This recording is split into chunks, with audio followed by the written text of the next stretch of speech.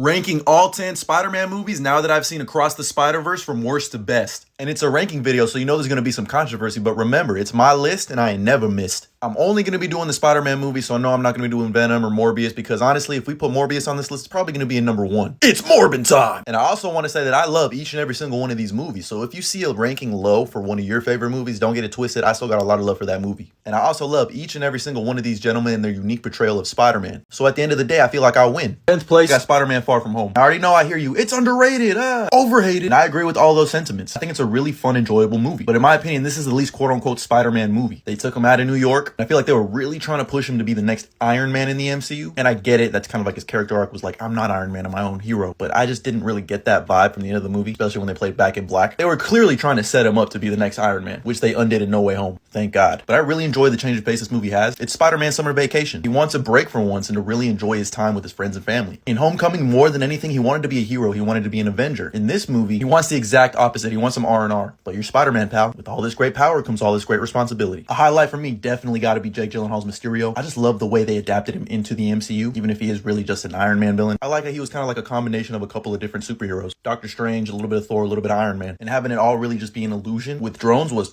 smart. And this scene here, you can't trick me anymore. In 9th place, I got The Amazing Spider-Man 2. And I already know the comments we're going to be getting. Some people are going to think this is the worst Spider-Man movie. Some people are going to be thinking it's the best. It's neither of those. For as much as I think The Amazing Spider-Man 2 has some of the best Spider-Man moments, it also has some of the worst. Some of the best moments, though, are like when Spider-Man saves that kid, and then that comes around again at the end of the movie. I love that. One of the best on-screen romances we've ever seen, which makes this scene so damn heartbreaking. Gwen, no, please.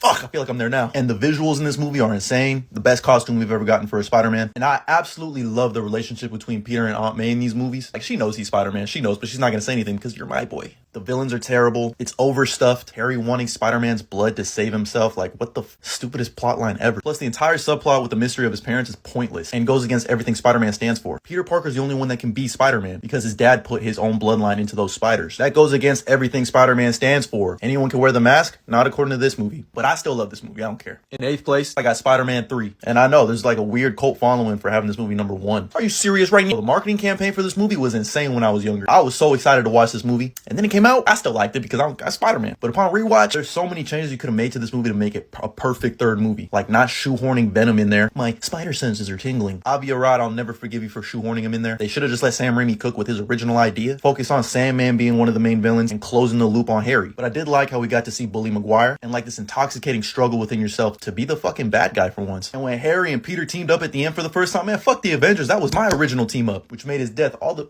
sweeter. The Sandman scenes are so great. I love how they made him sympathetic as well. I'm not a bad person. I've just had bad luck. And I just love that whole scene when he figures out how to use his powers and grabs the locket with his daughter's picture in it. Powerful. There's some corny ass shit in this. Everything with Bully Maguire is so goofy, but I love it. That man's in the meme hall of fame. In 7th place, I got The Amazing Spider-Man. And I remember like not really liking this movie the first time I watched it because it really just tried to retread the origin, which I thought was kind of a mistake. They probably should have just skipped that. But watching it again, I really like this movie. Like it fits. Again, this movie has some of the best pure Spider-Man moments that are essentially Spider-Man. Saving that kid on the bridge in the burning car, telling him to put on the mask, it'll make him strong. That's Spider-Man. He's a beacon of hope. And I really like the Lizard, but they could have made him even better. His wife and his son. I always really liked that about the animated series and his story in the comics. I think having his family would have added more weight to his character instead of just wanting to turn everybody into lizards, even though that shit would be lit zerd. I'm out. I mean, the chemistry between Emma Stone and Andrew Garfield has me blushing. Not to mention the swinging scenes in this movie. Woo! In 6th place, got Spider-Man Homecoming. This is just an elite Spider-Man movie, an elite friendly neighborhood Spider-Man movie set in the MCU. It portrayed a young Peter Parker Spider-Man perfectly, especially set in the MCU with him wanting to be a hero, wanting to be an Avenger, all these heroes that he grew up watching. It makes sense that he wants to help. I actually like the camaraderie between him and Tony Stark and him being that pseudo Uncle Ben. Like for the MCU, it works. I love the introduction of all of his classmates. Ned knowing his Spider-Man is great, even though they stole that from Genki. And Michael Keaton as the Vulture in this movie. The twist of him being Liz's dad. And that entire scene in the car. I'll kill you and everyone you love. I'll kill you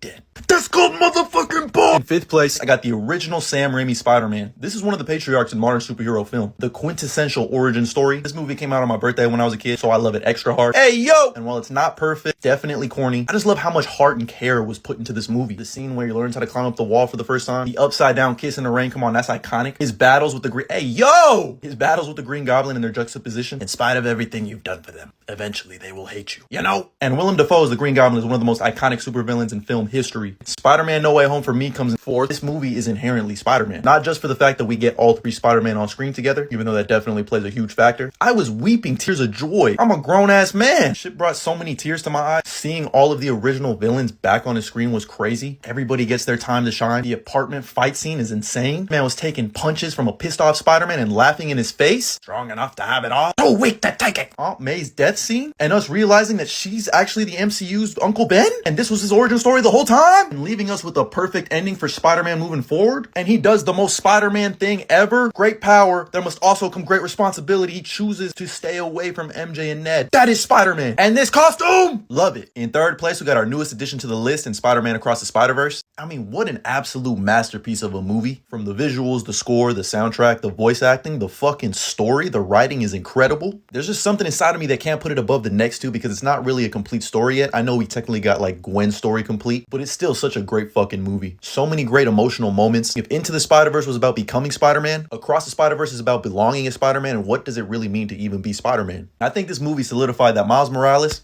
that's my Spider-Man. He's going to be the ultimate Spider-Man, the strongest Spider-Man, my favorite Spider-Man. He's going to be everything. And not only could this be the greatest comic book movie trilogy of all time, it could be one of the best movie trilogies ever. Second place, I got Spider-Man Into the Spider-Verse. And I know it's probably my most controversial take. A lot of people probably have this at one, and rightfully so. This is the perfect Spider-Man movie. This is damn near almost a perfect movie. This is like the quintessential Spider-Man movie. Anyone can wear the mask. I love the introduction of all the other Spider people across the multiverse. Miles Morales, he's literally me. Not to mention the impact the animation itself had. I mean, it won an Oscar for a reason. And that damn leap of faith scene. Like, what's up, Danger? Man, I got chills just thinking about it. But in first place for me, this movie just holds a special place in my heart. This is my favorite film of all time. Not the best, my personal favorite. Sam Raimi's Spider-Man 2. This movie was just everything. It was everything to me as a kid. It's the movie that introduced me into filmmaking in general. I used to watch the behind the scenes of this all the damn time. And it gave me that love for filmmaking as a whole. There was just so much passion and care put into this movie. It has everything you can want out of a film. Every type of emotion you can think of, this movie provides. A cathartic experience for you to evoke that emotion. I cry like a little bitch in every scene with Aunt May. Yes, you can. You can take this money from me. For God's sakes, it's not much, so take it. I believe there's a hero in all of us. Like, just so good. Him losing his power. This movie is with great power there must also come great responsibility personified. This is the definitive Spider-Man movie. Not to mention it features some of the best action we've ever seen in a superhero movie ever. Like, it's crazy how the train scene still holds up to this day. The use of CG and practical effects is insane in this movie throughout. We get horror elements with Doc Ock. J.K. Simmons is a legend as J. Jonah Jameson. Hello, you're fired. Peter just keeps getting shit on in this movie with everybody. And it's all because he has to be Spider-Man. Harry hates him. MJ's gonna marry your boss's son of all people. Aunt May's getting evicted. Everyone fucking hates Spider-Man. And you're contributing to that because you're the photographer who lets it happen, even though you're doing the right thing. Like, I've just never related to a character so much. And that's just without him wearing a costume. So when we finally get that moment on the train scene, beautiful. And him using Aunt May's words to snap Doc Ock out of it, man, it's just the perfect movie in my opinion. But that's just how I would rank them. Let me know how you would rank all Spider-Man movies down in the comments below. And as always, like and follow for more.